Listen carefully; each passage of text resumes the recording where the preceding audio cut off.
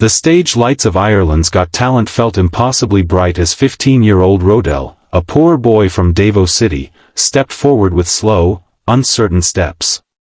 His shoes, once black school shoes, were now faded into a dusty brown, the soles peeling slightly with each movement. They made a soft, uneven tapping sound against the polished stage floor, a painful reminder of how far he had traveled, both physically and emotionally. His thin shirt, clearly second-hand and one size too big, fluttered with each trembling breath. Rodell kept his eyes low, as if afraid the audience might see the fear living inside them. The theater was huge, larger than anything Rodell had ever seen in his life. Back home in Davao, he sang on crowded jeepneys and busy wet markets to earn coins. Here, towering screens, shimmering spotlights, and thousands of eyes created a world that felt unreal. Yet he stood in the middle of it, clutching the microphone like a lifeline. The judges immediately noticed his nervousness. Simon Cowell leaned forward, elbows on the desk, studying the boy carefully. Something about the way Rodell's hands shook, the way he held his shoulders tightly, told Simon this kid had been through struggle. Denise Roche exchanged a glance with Louis Walsh, her eyes softening as she watched the boy try to gather courage.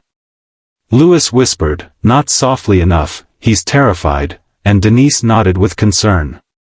Take your time, Denise said gently, her voice warm enough to melt some of the tension in the room. Rodell lifted his head just a little. His voice came out fragile, cracking from nerves. I came from Davao City. In the Philippines. He swallowed hard, trying not to choke on emotion. My mama sells kakanin, rice cakes, on the street. My papa drives a tricycle. We don't have much. His eyes glistened. I sing on the streets after school to help my family. A soft ripple passed through the crowd, sympathy, sadness, surprise. A woman in the front row pressed her hand to her heart. Another wiped her eyes. The hardship in his voice was unmistakable. Simon's eyes softened. Well, Rodell, he said quietly, we'd love to hear you sing. Silence blanketed the room. Then, with a deep inhale, almost like he was breathing in courage, Rodell transformed. His shoulders relaxed, and his posture straightened. His expression shifted from fear to focus. And when he opened his mouth to sing the first line, the entire theater froze. A rich, warm, velvety tone, pure Elvis Presley energy, poured out of the poor Filipino boy. It wasn't just an imitation. It carried the same soulful grit, the same natural vibrato, the same emotional electricity. Simon's jaw dropped slightly. Then a smile, rare, wide, uncontrollable, spread across his face. Louis whispered, "This is impossible." Denise covered her mouth as tears filled her eyes. Rodell moved with small but confident Elvis-style gestures, his voice powerful and shockingly mature. The contrast between his poverty-stricken appearance and world-class voice stunned everyone. By the chorus, Simon Cowell was fully smiling, glowing with pride and disbelief. A poor boy from Davao had just ignited the entire stage. As the music shifted into the emotional bridge, something inside Rodell cracked open, something deeper than nerves, deeper than performance. His voice, once calm and steady, now carried the weight of the life he came from. The life of a poor Filipino boy who grew up singing not for fame, but for survival. Every note sounded like it was pulled from memories of hunger, from mornings without breakfast, from evenings watching his parents count the last few coins they earned from selling kakanin and driving tricycle. The audience felt it immediately. His tone deepened, thickened, like he was pouring out years of silent struggle. The judges leaned in instinctively. Simon Cowell's smile faded, replaced by a look of complete disbelief. He wasn't watching a contestant anymore.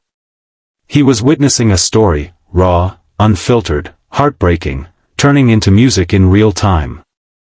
Rodell's voice cracked ever so slightly, not from lack of skill, but from overwhelming emotion. That single break carried more truth than 1,000 perfect notes. Denise Roche's breath hitched. She pressed both hands to her mouth as tears welled up again. "He's singing from pain," she whispered to Lewis. Lewis Walsh didn't even blink. His eyes glimmered, locked onto the boy as if afraid to miss a single moment. "This kid's heart is exploding right in front of us," he said in a rough, emotional voice, so uncharacteristic it drew a soft gasp from the audience.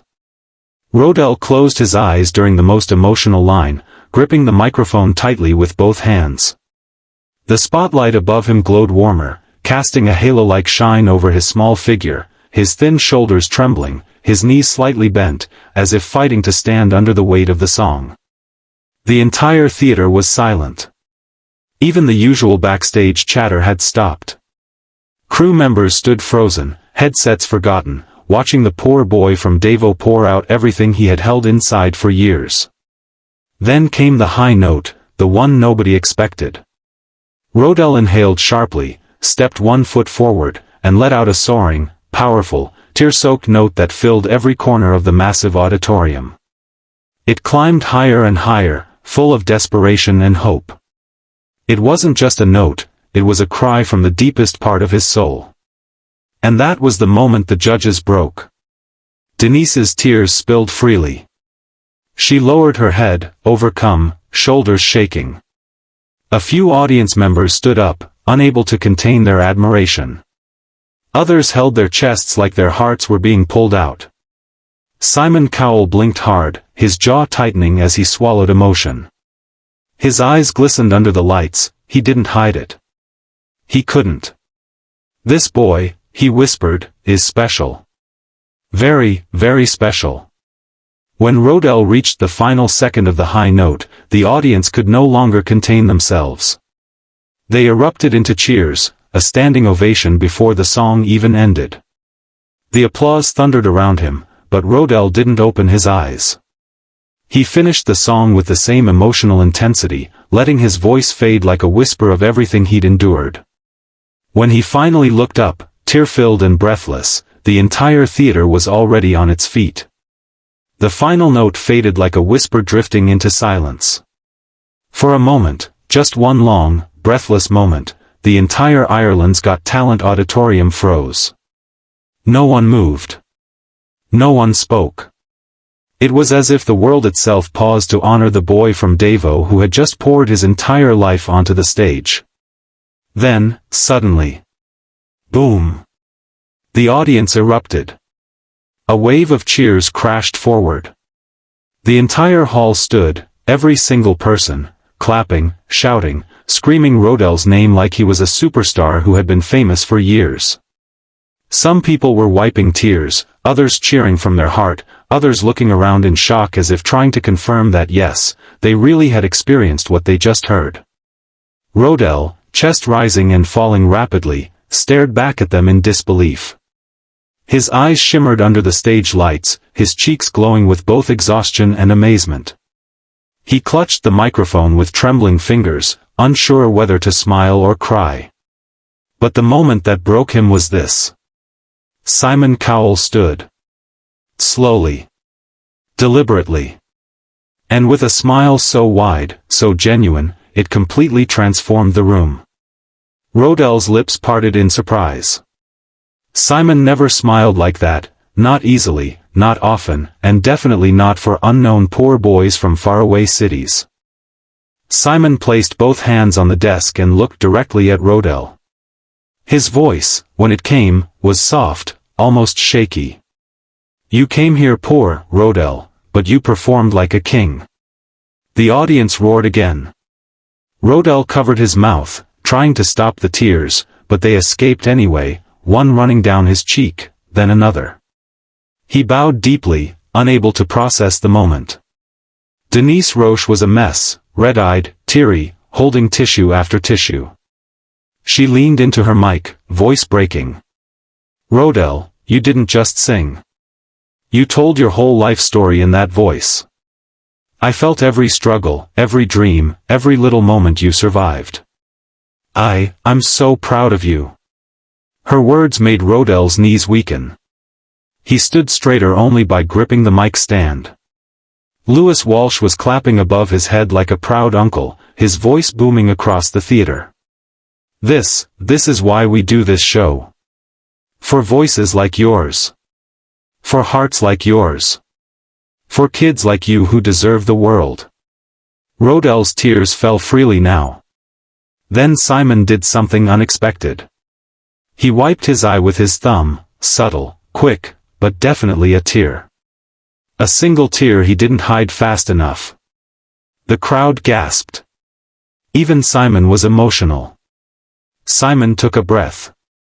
Rodell, sometimes, once in a very long time, someone walks onto this stage and reminds us why music matters. You just did that. Rodell bit his lip, overwhelmed. And I think, Simon continued, smiling again, I think the world needs to hear you. The music swelled softly as the judges prepared to vote, but everyone already knew. A poor boy from Davao had just changed his life forever.